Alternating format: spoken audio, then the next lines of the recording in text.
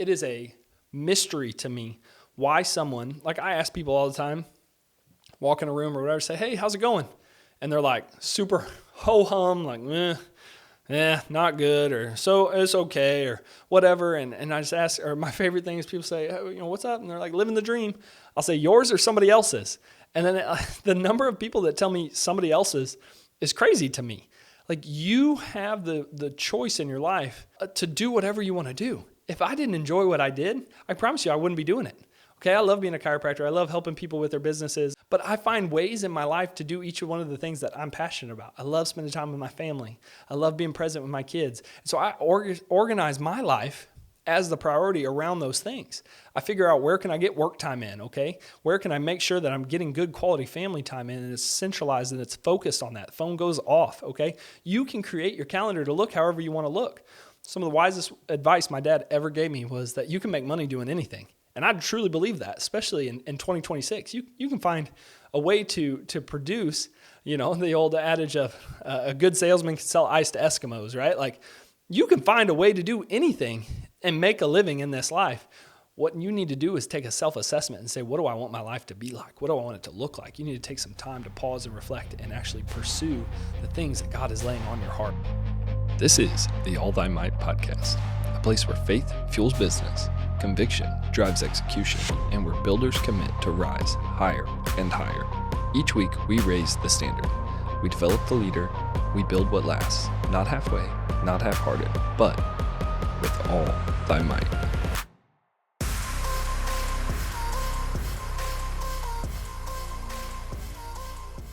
All right, we all have the same 24 hours in a day. Some people are able to get a lot more out of their 24 hours than others. And some of us aren't achieving as much as we would like to yet. We're fatigued, we're tired, we feel burnt out maybe. And some people who are doing more and achieving more and accomplishing more throughout a day, they have more energy, less rest, all of these types of things, and would never describe themselves as burnout. So if time is the great equalizer, and we all have 24 hours in a day, the question is why do some of us feel the fatigue and the burnout where others of us don't? I'm here today to tell you that I don't think that you're burnt out as much as you are misaligned. See, what happens is that we wind up living a life with so much frustration because we're doing things that we were never meant to carry. We're holding things we were never meant to carry. And that, my friend, is why I believe that you're experiencing the words that you might use are the burnout symptoms. And it's really, truly not burnout. I'm not even so sure. I've said this before. It gets me in trouble.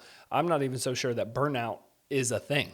Like, I think if you're truly doing what you were called to do, you can achieve so much and run with such a pace that you're energized by the work you're doing more than you would ever feel burnt out. And so my invitation for you today is to just reframe that. I want to go through a couple of things. I want to talk about maybe where some of that alignment or lack of alignment is coming into fruition and presenting itself in your life as a burnout or a symptom of burnout. But what I actually think we could do today is get really a bit more practical with what we're going after and actually reframe this, give you a system, a 4-step system to find and identify what's not in alignment in your life so that we can remove those things and add in the proper things that you're supposed to be carrying throughout the day. So 3 things that I can tell you for sure will lead to misalignment in your life, okay? First thing I want you to focus on and think about is your calling.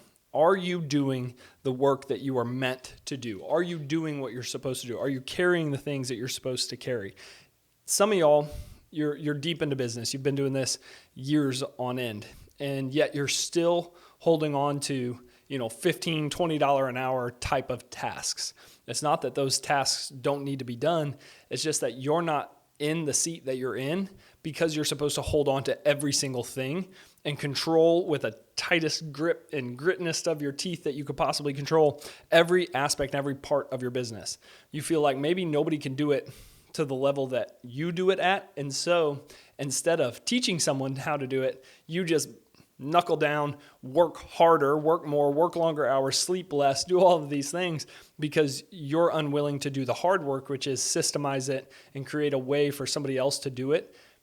Possibly even, wild thought here, possibly even better than you do it. So you're stuck in a mentality that says the only way to do it is my way. Or if you want something done right, you got to do it yourself, right? And I appreciate the sentiment, but I don't think that saying is actually the true premise that we should be operating as kingdom-focused and service-based entrepreneurs. We can't do everything, okay? So another area that we will find misalignment in our life is our values, all right? I say this all the time. I heard it said. I don't think there's a truer statement that could be said, is that if you show me your calendar and your bank account, I'll show you your future. And I can tell the things that matter most to you in your life by looking at those two things. And so what we're going to talk about here in a second is actually auditing our life, looking at and saying, what's here that I could cut out? What am I spending time and energy and money on that I shouldn't be? Okay, so we need to assess and have a way of actually assessing where these misalignments are showing up in our life so that we can identify them and remove them appropriately. The last one is actually our design, okay? So are you living how you've been built to function? See, God put an aspect of his creativity inside each and every one of us. And then he wants us to run after something that he's laying on your heart. That's what everything we keep talking about in this podcast is that he's put a purpose in your heart. And if you're out of step with that, you might not be there yet, and that's okay. But if you can't even see that the path that you're currently on is leading you to the direction that he has purposed you for, you know deep down somewhere inside of your spirit that you aren't going the direction that leads you to there, like you just know, hey, this path I'm on, I'm telling you, there's probably nothing more in your life that might be damaging your future self more than that, saying, man, I know where I'm going is not where I want to be. If we can reframe that, we can say, hey, where I'm at currently, it's not where I'm going, but I know it's a stepping stone along the path. I know that one day, I think of all the time the story of Joseph in the Old Testament. He had all of this direction in his life, all these things pointing him in a particular direction.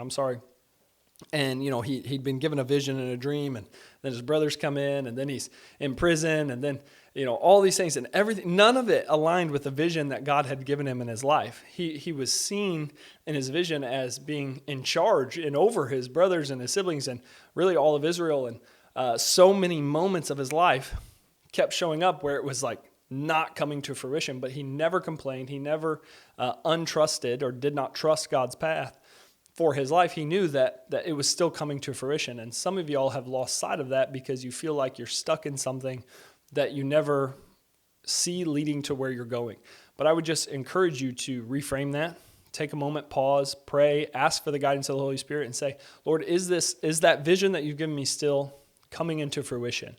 And I'm sure that you can start to align and find that where you are today, it's not where you're always going to be. It's just a stepping stone of where you're trying to get to. And so one thing that I would say, living in step with how you were meant to live, I think that we were created in the image of God. Like I said, he put an aspect of his creativity in each and every one of us. And it's a different aspect for you than it is for me. But I think that we are supposed to live our lives with the rhythm of faith, health, family, and then wealth. Okay, I talk about this all the time.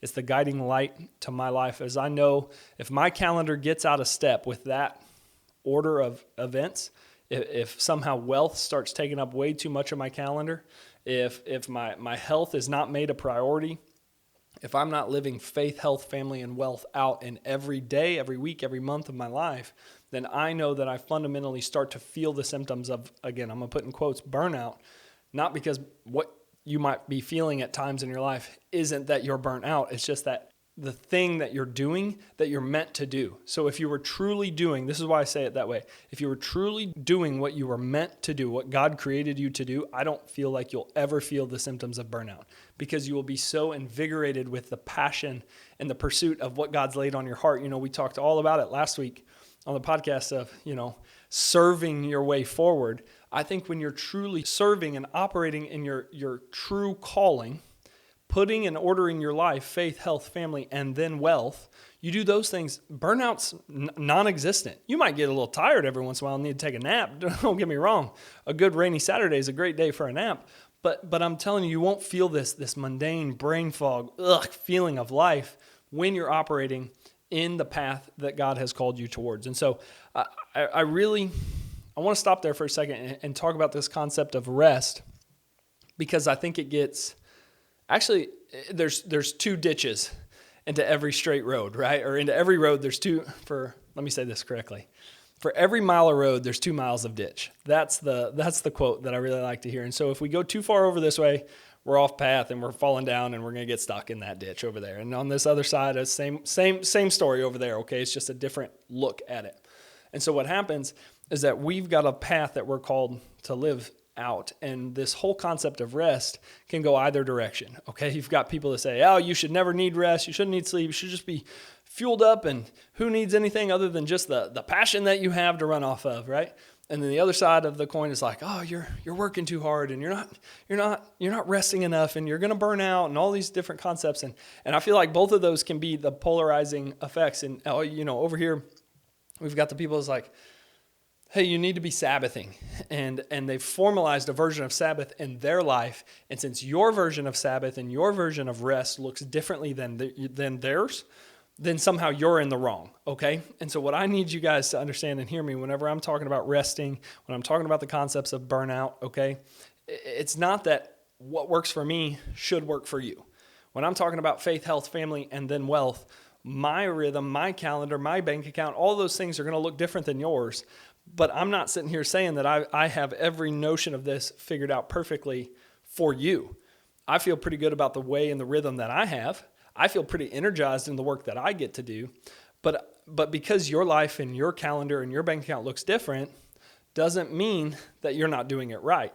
What you need to be able to do is take a self-assessment and look at this. And so when it comes to rest, I think this concept is very, very important. My rest and what fills my cup, it's going to look a whole lot different than yours. And so what went wrong, so I've heard it said, and I think there's a little bit of maybe some controversy on this, but that as far as like the 10 commandments go, the only commandment that Jesus did not affirm and then actually reinstate within the new covenant, within the New Testament in his life, was the actual formalized Sabbath, okay? And what I'm not saying is that we shouldn't rest, that we shouldn't find rest, that we shouldn't model our life in the same way that God created the heavens and the earth, okay? So he gave us that as an example.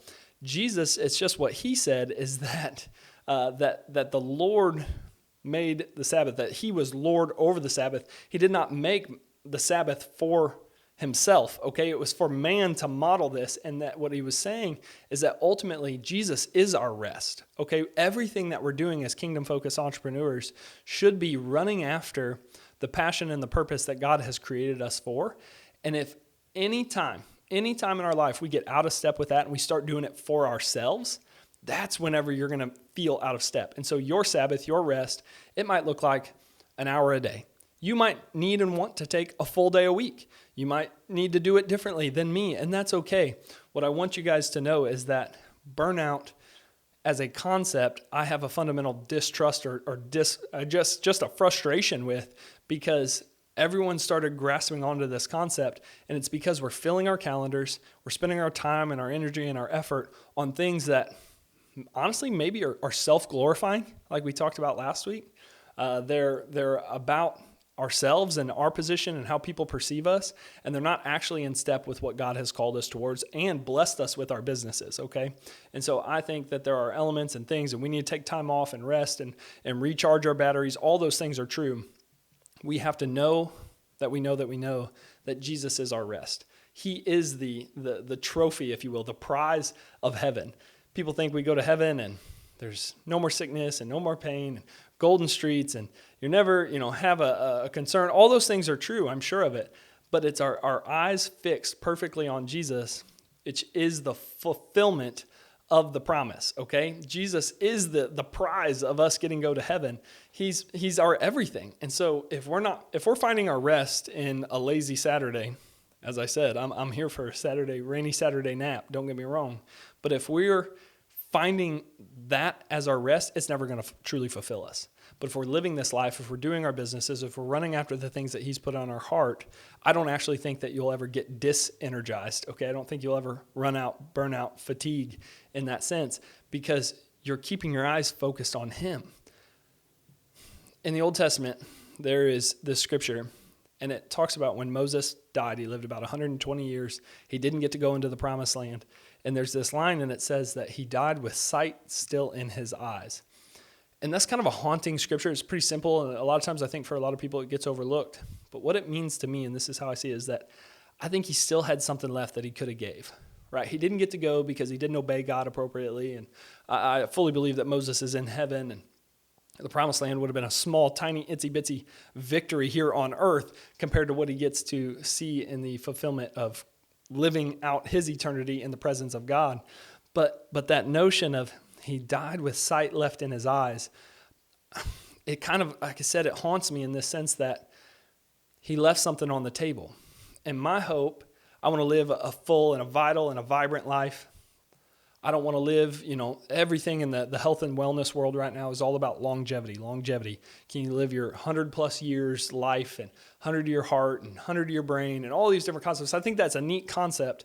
And it's nothing wrong with pursuing that, because we should be treating our bodies like a temple, right? I say faith, health, family, then wealth. Our health has to be a priority if we're going to feel energized enough to run after the things that God's asking us to run after.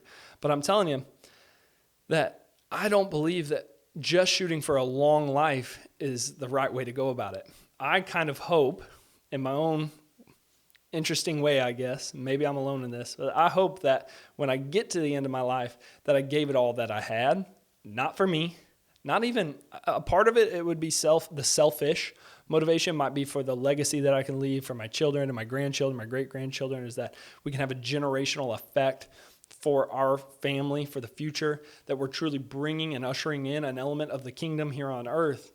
But it's that I did everything I did for God's glory, not my own. Right, is that I laid it all out on the table. Tim Tebow talks about all the time that the greatest amount of suffering he ever did in his life was for a gain. And I fear that I don't even have that, right? Like I was an athlete. I wasn't a Tim Tebow level athlete by any means.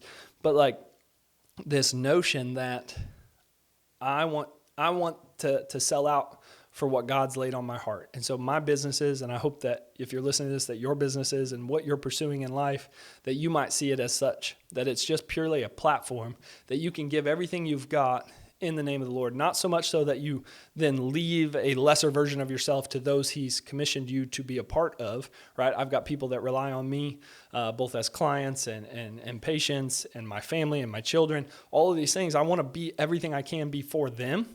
But I just don't want to get to the end of my life and still have sight left in my eyes, if you know what I mean. And so I want to take a moment here and pause and just shift the gears to a 4-step process, if you will, of how you can actually assess and realign your life so that you can stop feeling this burden of a burnout that you've been experiencing, okay? Hey, let's pause here for a moment. If you're listening to this and realizing you need structure, not just more effort, we built something to help with that. Whether you want to implement it yourself, build inside a community, or have a team walk alongside you, there is a clear starting point. Go to ExcelsiorBusinessAcademy.com/start, and we'll help you choose the right path. All right, let's get back into it. And so the first step, 4 steps, I'm going to read through them all real quick. Step 1 is audit. 2 is remove, 3 is rebuild, and 4 is to act, okay? So step 1, audit. Where do you feel alive versus where are you feeling drained? I've heard it talked about, if we talk about bank accounts, credits and debits, okay? What things are getting put in and what things are taken out of your energetic reserve, okay? Is anything in your life making credits, or is everything just a debit kind of pulling out of your account, okay? And so one way to do this is actually a time audit. So that's why this step is step 1 is audit your life. Is you can look at, and I've talked about this before, but you can take a sheet, put 15-minute time increments on it, and every 15 minutes have some of y'all wear watches that have a timer. Just set your phone to notify you every 15 minutes. It's very painful, I promise you. But if we're talking a day or two, you can just start to see where and how did I spend those 15 minutes of my life. Your phones, everyone, especially I know I'm an iPhone user, so if you have an iPhone, I know this is true, but it gives you a screen time report. You can actually see every week where you're spending your time, okay? Maybe that's the third one. I said a minute ago that if you show me your bank account, your calendar, and now I'm going to add to it your screen time report, I can show you your future and I can show you what's truly valuable to you. And I've been convicted of this myself. It's like, oh my goodness, I've got these goals, I got this stuff I'm running after, and that's how much time I'm going to spend on my phone, or that's where I'm going to do this, or how much time I'm going to spend on these activities. And so a regular assessment, maybe every 6 months, you set out a thing in your calendar and you set it up on 6-month kind of recurring events that you do a time audit in your life and look, where am I spending my time? What's truly valuable to me? Okay, so that's a great way to actually look at this. Number 2 is you should eliminate, delegate, whatever you want to say, the misaligned task. So if you're highlighting and you're going through that list and you say, oh, that's something that I really am kind of upset that I spent that much time on. Is that something, one, if it's a non-productive task, okay, if it's just I watched 6 hours of TV last week or I was scrolling on Instagram for all this time, like just cut it out. Just eliminate it. That's not a delegatable task. That's nothing in your organization that you give somebody to do for you. It's pointless. It's mindless. It's non-contributory. I think some of y'all, I'm skipping ahead here, but the number one step that you need to make in your life is to move from a consumer towards a producer. Okay, are you a creator or are you a consumer? Are you just on the social platforms to consume everybody else's content and feel motivated and rah, like, okay, that's cool. And then when you get off of the social platform, then it's gone and you go back to whatever you were supposed to be doing before? Or are you on and utilizing the social platforms to produce value to those out there? Okay, that's my hopes for you right now. It's definitely I consume, but right now in my life, more than anything, I'm trying to create and produce more than I ever consume. And so that's a conviction in my life. That's something that when I do this audit, I said, oh, I'm spending too much time consuming. How can I shift those gears? How can I produce in such a way that it benefits all of my businesses, right? So remove, eliminate, delegate. I've heard it said as like an 80% rule. I've even heard like a 70% rule, okay? If someone in your organization or in your life could do what you do, 70 to 80% effective as you do it, delegate it. Give that system to them. Create a system with them. Help them, because maybe you guys can talk about it, as I said earlier, in a delegation mindset, they might do it better than you do. What if they could do it 110 or 120% as effective as you if you would just give them the reins? You would give them the autonomy to be able to do that for themselves, okay? So talk about that, look at it, go through that list and say, oh, actually, that's something right there.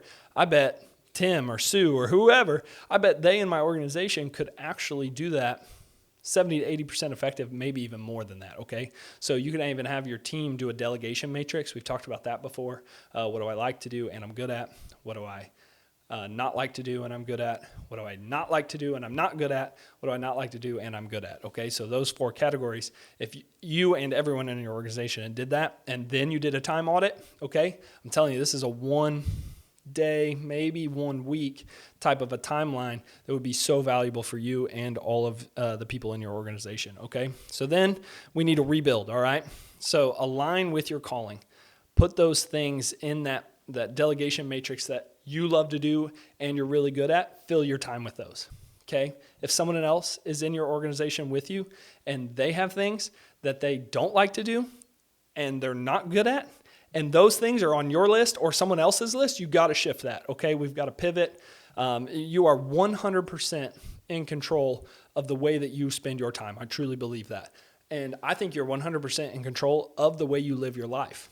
It is a mystery to me why someone, like I ask people all the time, walk in a room or whatever, say, hey, how's it going? And they're like super ho-hum, like, not good, or so it's okay, or whatever. And I just ask, or my favorite thing is people say, hey, what's up? And they're like, living the dream. I'll say, yours or somebody else's? And then the number of people that tell me somebody else's is crazy to me. Like, you have the choice in your life to do whatever you want to do. If I didn't enjoy what I did, I promise you I wouldn't be doing it. Okay, I love being a chiropractor. I love helping people with their businesses. I have such a passion for so many different things. My wife says I'm multi-passionate, but I find ways in my life to do each one of the things that I'm passionate about. I love spending time with my family. I love being present with my kids. So I organize my life as the priority around those things. I figure out, where can I get work time in, okay? Where can I make sure that I'm getting good quality family time in, and it's centralized and it's focused on that. The phone goes off, okay? You can create your calendar to look however you want to look.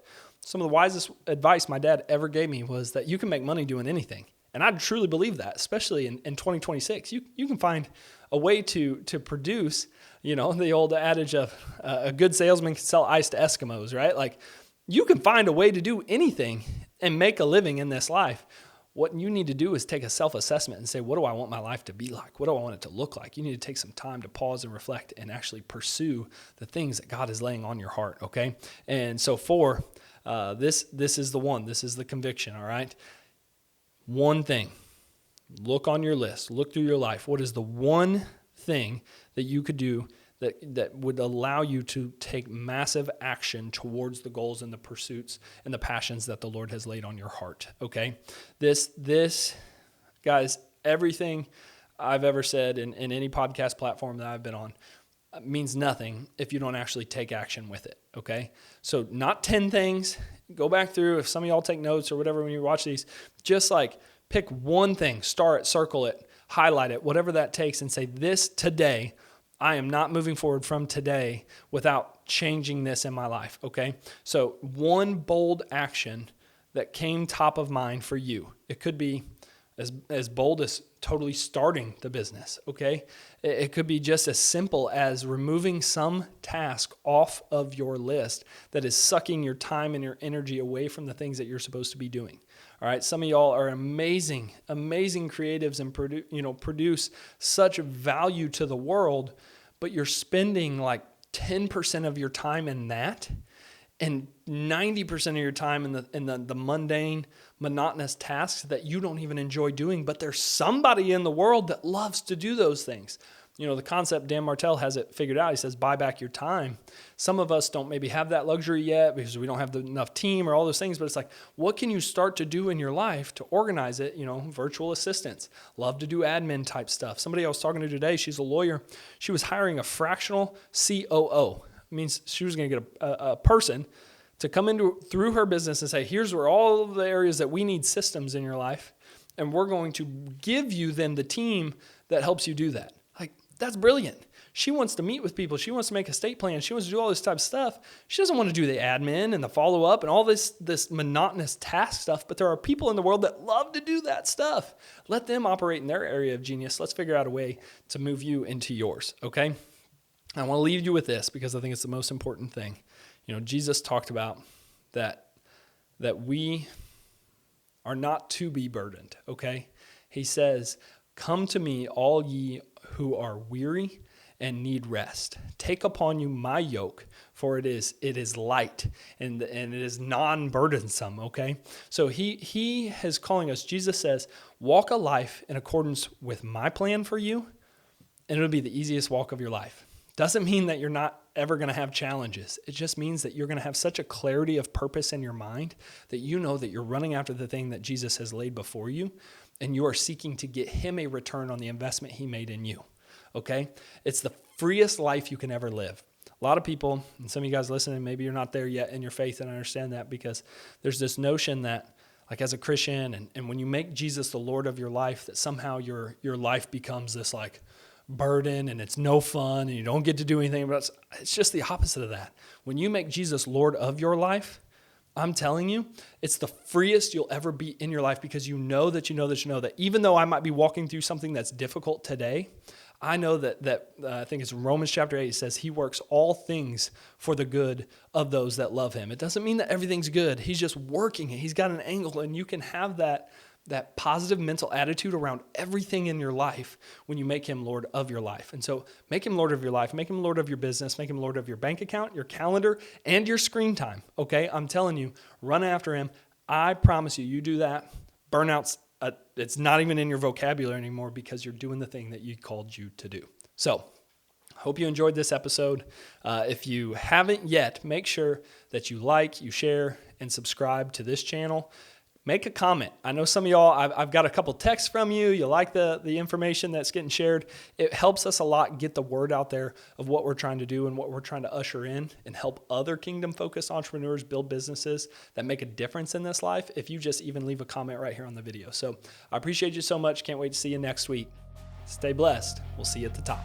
Raise the standard, build what lasts, and whatever your hand finds to do it with all thy might. If this is helping you build, leave a review and share it with someone who's serious about rising higher. We'll see you next week.